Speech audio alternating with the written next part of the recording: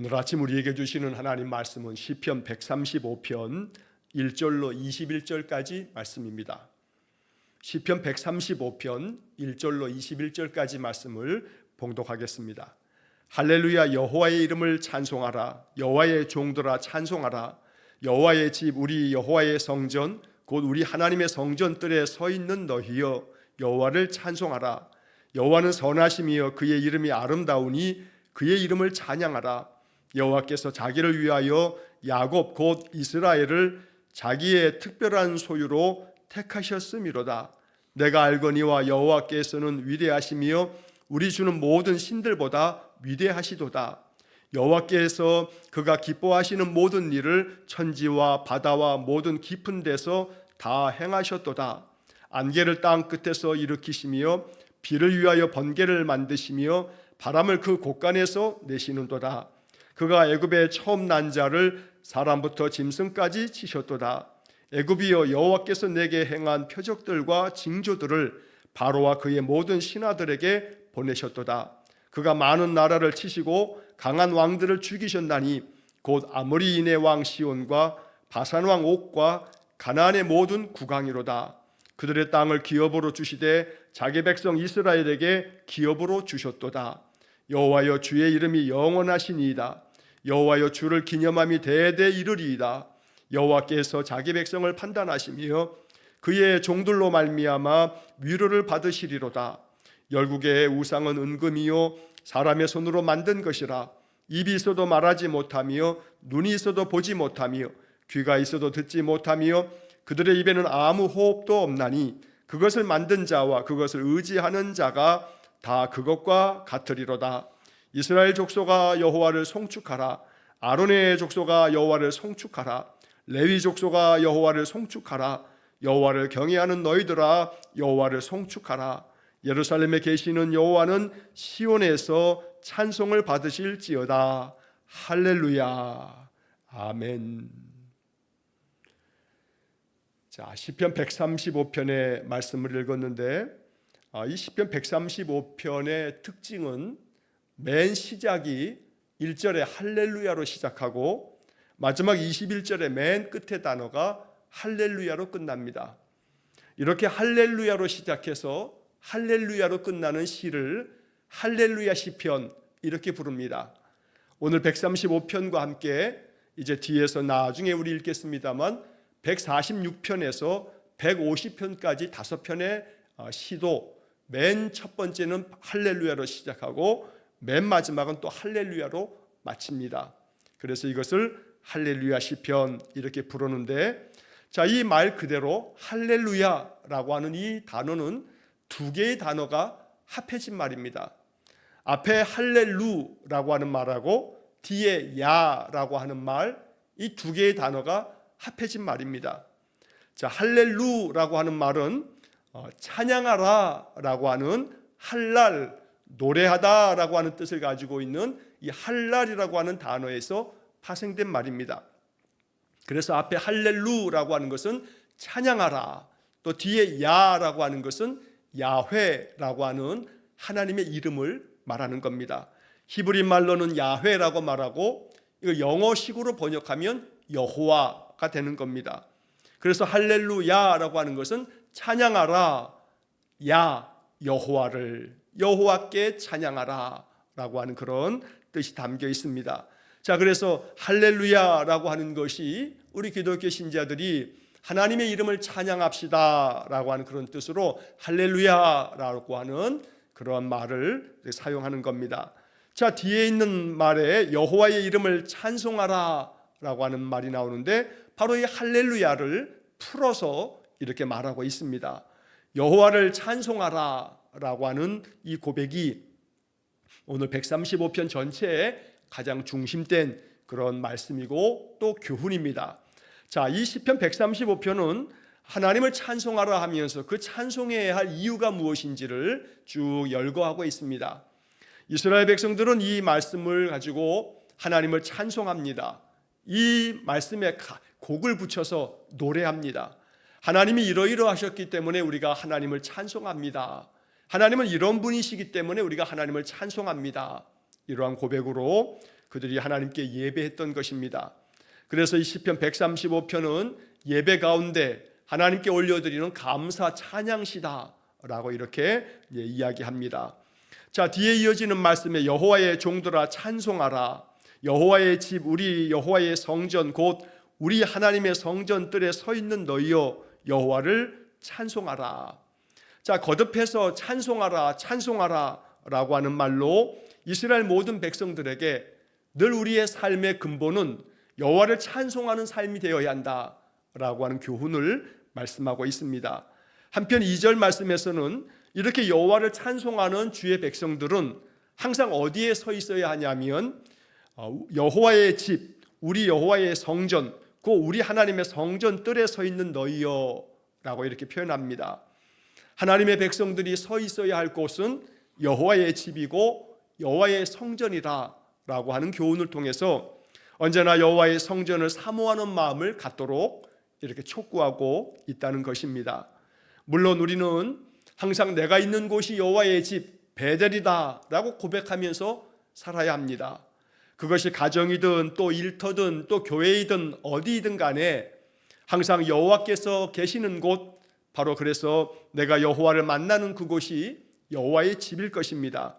그러나 이스라엘 백성들에게 있어서 성전에 대한 그러한 큰 믿음이 그들에게 얼마나 컸는지 모릅니다. 그래서 우리가 다윗에게서 보여지듯이 여호와의 성전을 짓고자 하는 다윗의 그 간절한 마음, 물론 그에게는 허락되지 아니하고 그의 아들 솔로몬에게 허락됐지만 여호와의 성전은 바로 이스라엘 백성들의 삶의 중심이 되었습니다. 성전 중심의 삶을 사는 것, 이것이 이스라엘 사람들이 여호와를 경외하는 그러한 삶의 방식의 가장 으뜸이 되었다는 겁니다. 그래서 여기 2절 말씀에서처럼 여호와의 집, 여호와의 성전, 여호와의 성전 뜰에 서 있는 너희여 라는 말씀 앞에서 언제나 여호와의 성전 뜰, 바로 성전 안에 머무를 수 있는 삶을 사는 것, 성전을 더욱더 사모하고 또 예배당에 나와서 예배하는 것을 더욱 힘쓸 줄 아는 그런 믿음으로 이 말씀을 받으면 좋겠습니다. 그래서 항상 여호와의 성전에서 다 함께 모여 여호와를 찬양하라 라고 하는 말씀으로 주님께 예배할 때 하나님은 그 백성들에게 오늘 이 135편의 말씀처럼 은혜를 베풀어 주실 것입니다. 자, 이어지는 3절 말씀을 보면 여호와는 선하시며 그의 이름이 아름다우니 그의 이름을 찬양하라. 자, 여기 시편 135편에서는 여호와 하나님의 성품에 대한 이야기를 여러 가지로 언급합니다. 이 3절 말씀에서도 여호와는 선하신 분이다. 그래서 그 이름이 참 아름다우니 그 이름을 찬양하라 라고 말씀합니다. 하나님의 선하심이 어떻게 그들의 삶 속에 나타났는지가 이제 그 뒤에 여러 가지 사례를 언급하고 있습니다. 하나님의 선하심, 바로 이것은 하나님께서 우리 믿음의 사람들에게 요구하는 성품이기도 합니다. 우리가 하나님을 섬기고 하나님을 믿는다라고 했을 때 이것은 여호와의 성품을 닮아가기로 결정하는 것이고 그 여호와의 성품을 내 것으로 삼는 그러한 것이 바로 믿음의 삶이 되고 바로 하나님을 섬긴다, 하나님을 믿는다라고 하는 그런 표현이 됩니다. 그래서 여호와를 섬기는 모든 믿음의 사람들, 여호와를 경외함이 무엇인가? 여호와는 선하신 분이니 선하신 여호와의 성품을 닮아가는 그런 삶을 살겠다. 이것이 우리의 믿음이 되는 것입니다. 자, 한편 4절 말씀에 보면 여호와께서 자기를 위하여 야곱 곧 이스라엘을 자기의 특별한 소유로 택하셨음이로다. 자, 여기서 여호와의 그 선하심을 찬송하는 첫 번째 이유가 나옵니다. 하나님께서 이스라엘 자기의 특별한 소유로 택하셨다는 겁니다.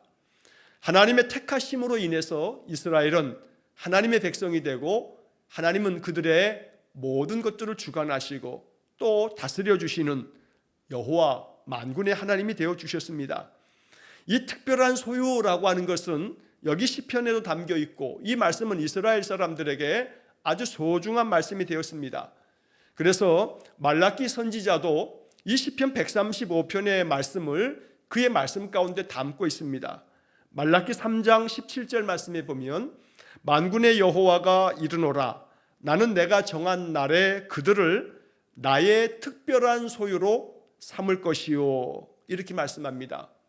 이 말라기 3장에서의 그 말씀, 나의 특별한 소유로 삼겠다라고 하는 말씀이 바로 이 시편 135편 4절의 말씀에서 나온 것입니다. 특별한 소유로 삼겠다. 사실 세상 모든 만물의 창조주이시기 때문에 이 세상 모든 것들은 다 하나님의 소유입니다. 하나님의 것입니다. 자, 그럼에도 불구하고 그 가운데서도 야곱 또 이스라엘을, 바로 이스라엘 백성들을 하나님의 특별한 소유로 택하셨다라고 하는 것은 그 백성에 대한 하나님의 특별한 사랑을 언급하고 있는 것입니다. 이것은 단순히 선민의식을 갖는 이스라엘 민족, 한 민족에게만 해당되어지는 말씀은 아닙니다. 성경은 누누이 얘기합니다. 이 성경이 내게 주시는 말씀이라고 믿는 사람은 모두가 다 아브라함의 자손이라 라고 하는 말씀을 보게 됩니다. 그래서 우리는 이 4절 말씀처럼 나는 하나님의 특별한 소유로 택함받은 사람이다 라고 하는 그런 믿음을, 이 4절 말씀을 내가 받아들일 때에 그런 믿음을 가져야 된다는 겁니다. 하나님의 특별한 소유이기 때문에 하나님의 특별한 관심과 또 특별한 사랑 가운데 하나님이 우리를 돌보시는 줄 믿습니다. 그래서 언제나 우리가 가져야 할 자의식, 나 자신에 대한 생각에 가장 중요한 이 말씀을 마음에 기억해서 나는 하나님의 특별한 소유다. 세상 사람이 나를 어떻게 여기든 간에 나는 하나님의 말씀에 의해 하나님의 특별한 소유로 택함받은 사람이다 라고 하는 그런 믿음의 고백이 있을 때에 그 믿음대로 되어질 줄로 믿습니다. 하나님이 특별한 소유로 우리의 삶에 개입해 주시고 또 우리에게 은혜 주시기를 간절히 축원합니다. 자, 그렇기 때문에 하나님을 찬양하라는 것입니다. 하나님이 나를 특별한 소유로 택해 주셨으니 당연히 여호와를 찬송하는 삶이 되어야 된다고 촉구하고 있는 겁니다. 자, 또 한편 5절 말씀에 보면 내가 알거니와 여호와께서는 위대하시며 우리 주는 모든 신들보다 위대하시도다. 자, 여기 5절에서는 하나님의 위대하심을 두 번이나 언급합니다. 하나님은 세상의 모든 그 어떤 사람들이 만든 그 신이라고 여기는 그 무엇보다도 더 위대하시다. 물론 여기서 말하고 있는 모든 신들보다라고 했을 때 그 모든 신들, 하나님 외에 어떤 신들이 있다는 것을 인정하는 표현이 아닙니다. 모든 신들이 있지만 하나님은 그 모든 신들보다 더 위대하신 분이다 라고 하는 뜻이 아닙니다. 여기 이 이야기는 하나님이 세상 그 어느 것보다 위대하다는 것을 이렇게 강조하기 위해서 표현한 것입니다. 그래서 뒤에 이제 15절, 16절, 17절에서 우리가 보겠습니다만 사람이 만든, 온 세상 사람들이 만든 그 우상들, 그 신들은 그냥 음이나 금에 불과하다. 사람의 손에 의해서 만들어졌을 뿐 입으로 말도 못하고 눈이 있어도 보지도 못하고 귀가 있어도 듣지도 못하고 입이 있어도 호흡도 못하는 그런 아무 쓸데없는 무익한 것들에 불과하다. 그래서 사람들은 그것을 신이라고 부르고 있지만 그러나 그것은 아무것도 아닌 헛된 것에 불과하다라고 하는 이야기를 15절부터 18절까지 해서 이야기합니다. 그러니까 여기 이 5절의 말씀에서 우리 주는 모든 신들보다 위대하시도다라고 하는 것은 세상의 이방 나라 사람들이 신이라고 여기면서 그것이 자기들을 돕는 줄 알고 그 신을 숭배하고 있지만 그러나 너희들이 헛되이 섬기는 그 신들보다 하나님은 더 위대하신 분이다 라고 하는 것을 선포한 것입니다. 오늘 이 5절의 말씀이 우리의 삶에 경험되어지는 말씀이 되기를 축복합니다. 하나님의 위대하심이, 즉 나를 위해서 하나님이 행하시는 일들이 정말로 크고 놀랍다는 것이 경험돼서 하나님은 위대하신 분입니다 라고 하는 말이 우리의 마음에서 저절로 흘러나오는 그런 은혜가 있기를 축원합니다. 자, 6절 말씀에 여호와께서 그가 기뻐하시는 모든 일을 천지와 바다와 모든 깊은 데서 다 행하셨도다. 자, 6절 이하의 말씀에서 하나님은 천지 모든 만물을 주관하시는 주권자 되신다는 것을 얘기합니다. 하나님이 이 세상 모든 만물을 창조하셨고 이 모든 만물을 다스리시는 분이 하나님이시다. 그러니 하나님이 위대하시다. 그래서 하나님을 찬양하라 라고 말씀하고 있다는 겁니다. 이 6절 말씀에서 여호와께서 그가 기뻐하시는 모든 일을 다 행하셨다. 자, 이 말을 세번역 성경은 이렇게 번역합니다. 뜻하시는 것이면 무엇이든 다 하시는 분이다. 하나님은 모든 천지와 바다와 또 모든 깊은 바다 가운데에서 하나님이 뜻하시는 것이면 무엇이든지 다 행하시는 분이다. 그래서 이 세상 모든 만물에 대해 하나님의 다스림이 세상에 가득하다는 것을 노래하고 있는 겁니다. 자, 그래서 이 6절의 말씀은 우리의 기도가 되어야 합니다. 하나님이 기뻐하시는 것이면 뭐든지 다 행하시는 분이시니 뜻하시는 대로 뭐든 다 하시는 그 하나님의 은혜가 내 삶에도 가득 부어지기 원합니다. 그래서 내가 기도하면 나의 기도가 하나님의 뜻에 합한 것이 되고 하나님 기뻐하시는 기도가 되어서 하나님이 기뻐하심으로 내 기도에 응답하시고 하나님이 뜻하신 바가 있기 때문에 내 소망을 이루어 주시는 그런 은혜를 경험하면서 하나님께 이 시편처럼 노래할 수 있는, 하나님이 나를 위해서 그 기뻐하신 뜻대로 내 삶 속에 이렇게 역사해 주셨다, 나의 삶에 은혜를 주셨다 라고 고백할 수 있다면 이 시편 135편은 우리의 시편이 되는 겁니다. 자, 이어서 7절 말씀에서는 안개를 땅 끝에서 일으키시며 비를 위하여 번개를 만드시며 바람을 그 곳간에서 내시는도다. 자, 안개, 비, 바람, 이 모든 것들을 하나님께서 일으키시고 또 만드신다는 겁니다. 자, 결국 이 이야기는 안개, 비, 바람이라고 하는 이 자연 현상에 대해서도 하나님이 이 모든 것들을 주관하시는 거다라고 하는 그런 고백입니다. 자, 이 고백을 통해서 세상 모든 것들을 움직이시는 분은 하나님 되시고 세상의 그 모든 것들은 하나님의 섭리 가운데 이루어지는 것이라고 노래하고 있습니다. 자, 그래서 여기서 안개, 비, 바람을 열거하고 있지만 중요한 것은 여기 7절에 서술어들을 우리가 봐야 합니다. 일으키시며 만드시며 내시는도다. 이 이야기를 가만히 묵상하면서 안개, 비, 바람이라고 하는 이 표현 대신에 우리의 삶 속에서 내가 기도하는 것 가운데 하나님이 이러한 일들을 일으켜 주시고 이러한 일들을 만들어 주시고 이러한 것들을 잘 보존하여 주님의 뜻 가운데서 세워주십시오, 이렇게 기도할 수 있는 것입니다. 하나님이 나의 삶 속에 함께 하시면 주저앉아 있다가도 일어나서 힘을 얻게 되고 하나님께서 이루시고자 뜻하시면 어떤 것도 나의 계획을 반드시 이루셔서 만들어 가시는 그 하나님의 역사가 우리의 삶 속에 경험될 줄로 믿습니다.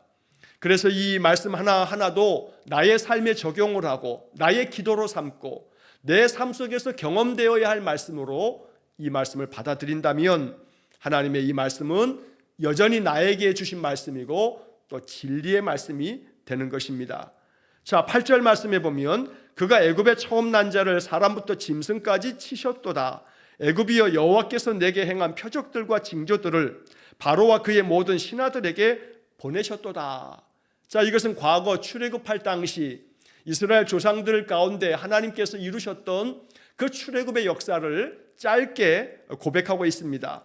애굽에서 난 처음 난 자들을 사람이든 짐승이든 다 치셨다. 바로 6월절에 있었던 그 10번째 재앙, 장자의 그 죽음에 대해서 어린 양의 피를 문 설주와 임방에 발랐던 이스라엘 백성들은 죽음의 사자가 다 건너뛰어 넘어가지만 그렇지 않은 이 애굽 백성들에게는 모든 장자들이 짐승에게 있어서는 첫 번째 태어난 짐승이 다 죽임당하는 그런 참혹한 심판을 받게 됩니다. 자, 그런데 이것이 여호와께서 행하신 표적이고 징조들이다.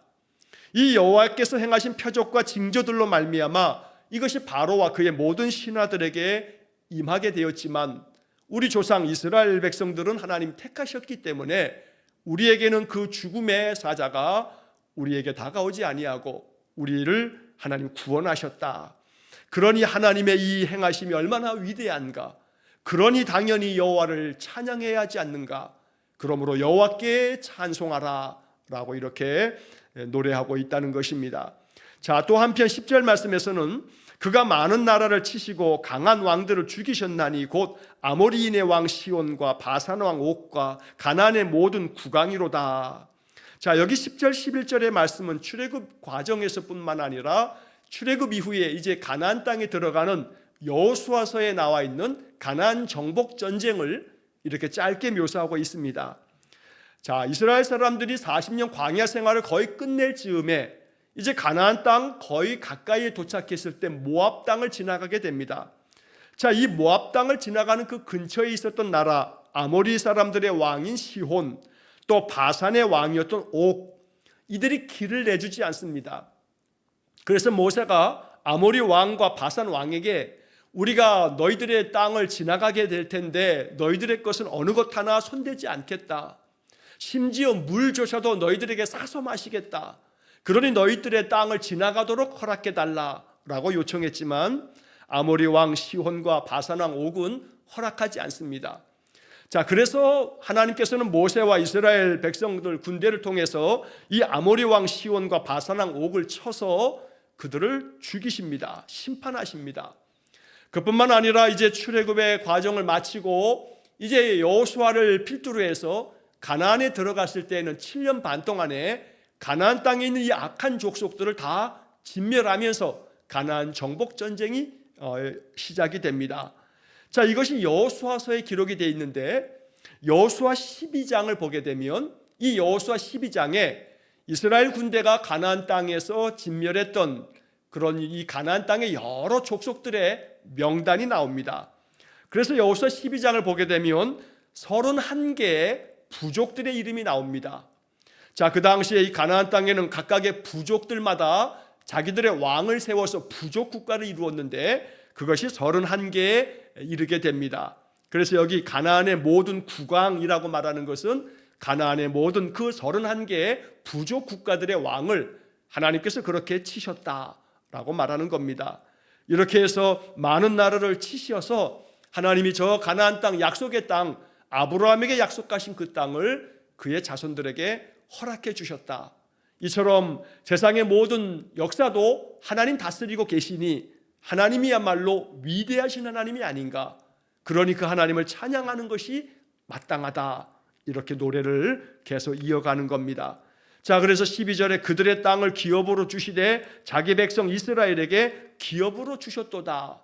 결국 이 가나안 정복 전쟁을 마치고 이제 여호수아서는 그 땅을 12지파에게 분배해 줌으로써 그들의 땅을 그들의 유산으로 그들의 기업으로 허락해 주셨다고 지나간 그 과거의 조상들의 역사를 자기 민족의 역사를 이렇게 회고하면서 그러므로 하나님께서 베푸신 은혜가 크니 하나님은 위대하시고 우리는 당연히 여호와를 찬양해야 한다 노래하고 있습니다. 자, 이 말씀들을 읽으면서 우리는 생각해야 합니다. 나의 인생의 지난 날들을 돌아보다 보면 하나님의 은혜가 분명했음을 고백하는 그런 많은 일들이 있습니다. 이것도 하나님의 은혜였구나. 또 그때 그 일도 하나님의 도우심이었다라고 이렇게 믿음으로 고백하는 사람은 이 시편 135편 말씀처럼 지금까지 나의 모든 삶을 인도하시고 은혜 주신 하나님, 이것이 모두가 다 하나님의 행하신 일이니 여호와의 은혜에 감사하며 오직 하나님만을 찬양합니다. 이렇게 노래한다면 시편 135편이 나의 노래가 된다는 것입니다. 자, 13절의 말씀에 보면 여호와여 주의 이름이 영원하시니이다. 여호와여 주를 기념함이 대대 이르리이다. 이것이 찬양해야 할 또 하나의 이유가 되는 겁니다. 여호와의 이름이 영원하시다라고 하는 것은 이름이라고 하는 것은 그 존재 자체를 말하고 그의 성품을 말합니다. 그러니까 하나님은 영원하신 분이다라고 말하는 것이고 이 영원하신 하나님, 그래서 하나님을 기념하는 것이 대대에 이르러야 된다. 우리는 대대에 걸쳐서 영원하신 하나님을 계속해서 기념하고 찬송해야 한다. 영원토록 여호와의 그 영광의 이름을 찬양해야 한다라고 하는 것을 가르치는 겁니다. 자, 그 영원하신 하나님께서 그 백성에게 어떤 은혜를 주시냐면 14절에 여호와께서 자기 백성을 판단하시며 그의 종들로 말미암아 위로를 받으시리로다.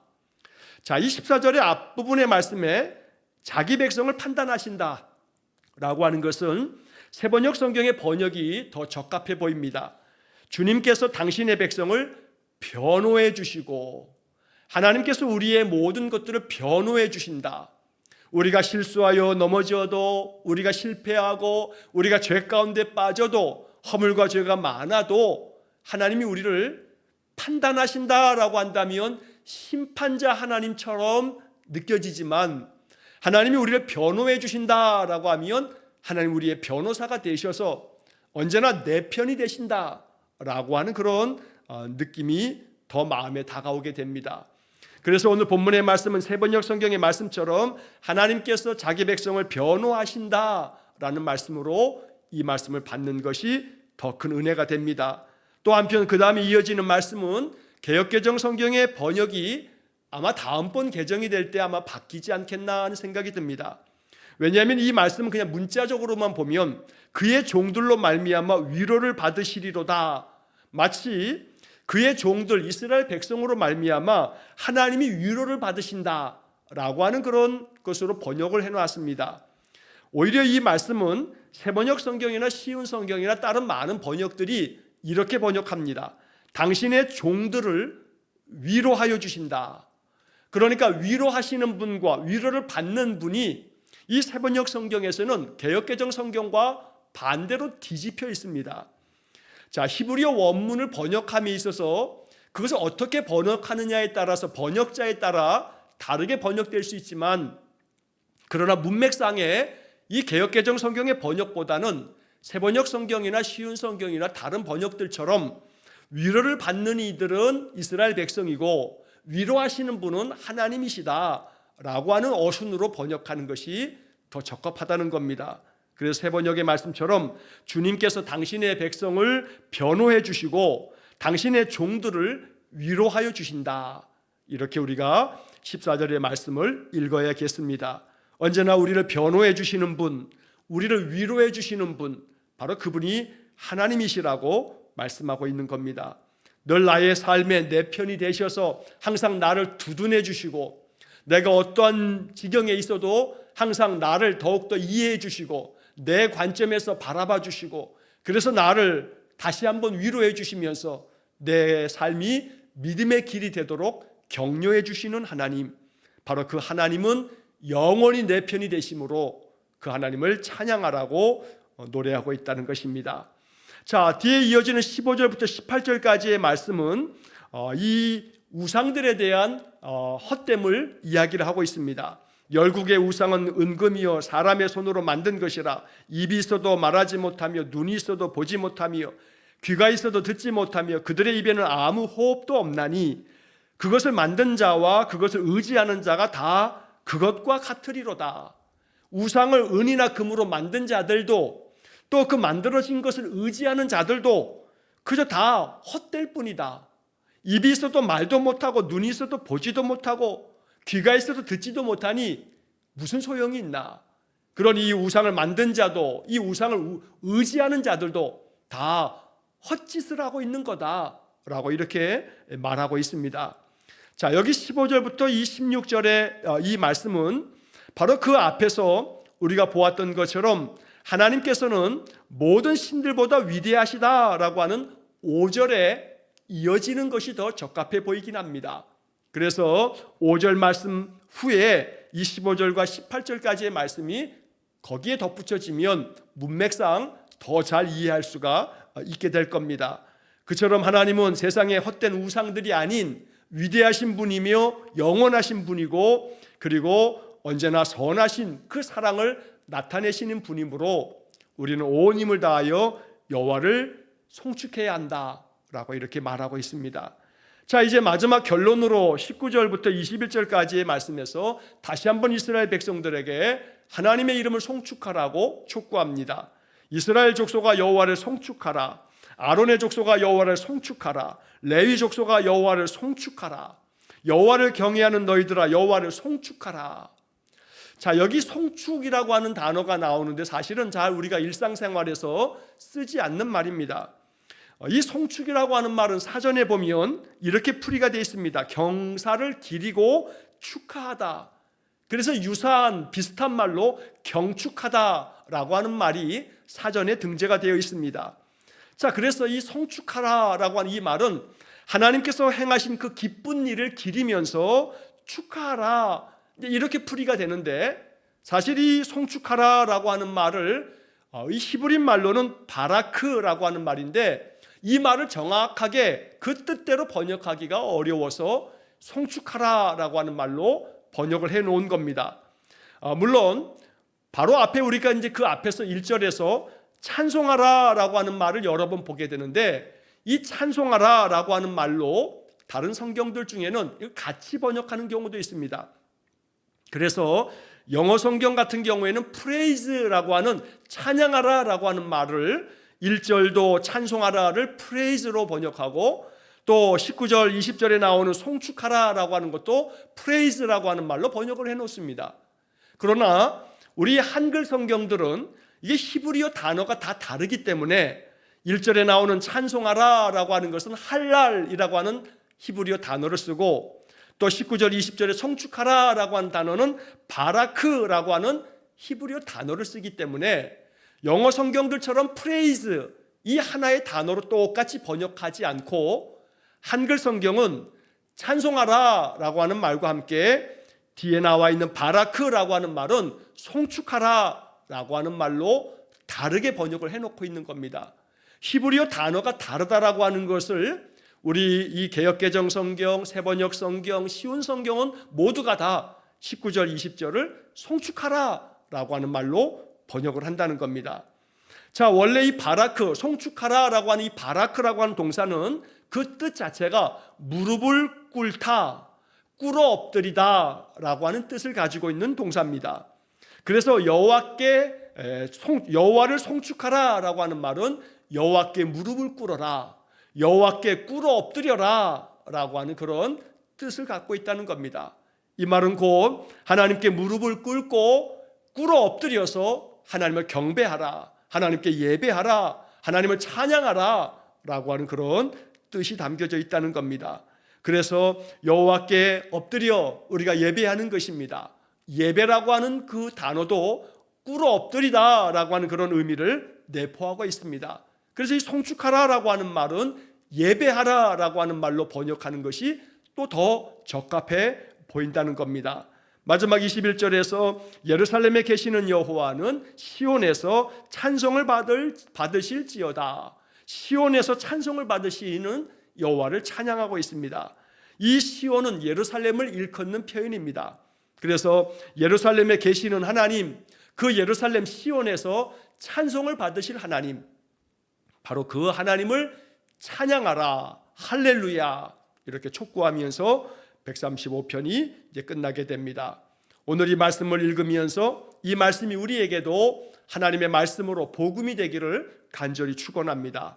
여호와는 선하시고 아름다우시고 위대하시고 또 영원하시며 우리를 위해서 아낌없는 사랑으로 우리를 특별한 소유로 삼아주시고 또 우리를 변호해 주시고 위로해 주신다는 오늘 이 135편에 담겨있는 이 많은 말씀들을 마음 깊이 묵상하면서 바로 그 하나님을 날마다 찬송하며 그 하나님께 엎드려 예배하는 그런 복된 삶을 살아가시기를 주의 이름으로 간절히 축원합니다. 기도하겠습니다. 자비로우신 아버지 하나님, 여호와의 선하심과 위대하심을 찬양합니다. 하나님의 아름다우심이 영원하시니 우리를 변호하시고 우리를 위로하시며 우리에게 베푸신 은혜가 크고 놀라워 하나님의 그 거룩한 이름을 찬양할 수밖에 없는 인생을 살게 해 주옵소서.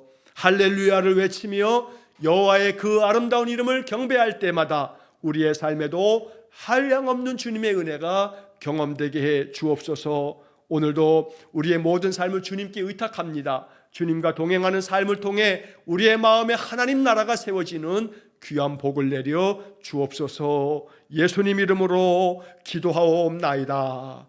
아멘. 우리 구주 예수 그리스도의 은혜와 하나님 아버지의 극진하신 사랑과 성령의 교통하심이 날마다 여호와를 찬송하며 하나님의 놀라운 은혜를 경험하며 살기를 소원하는 머리 숙인 귀한 성도들 위에와 저들 가정과 온 가족들 위해 영원토록 함께 하시길 축원하옵나이다. 아멘.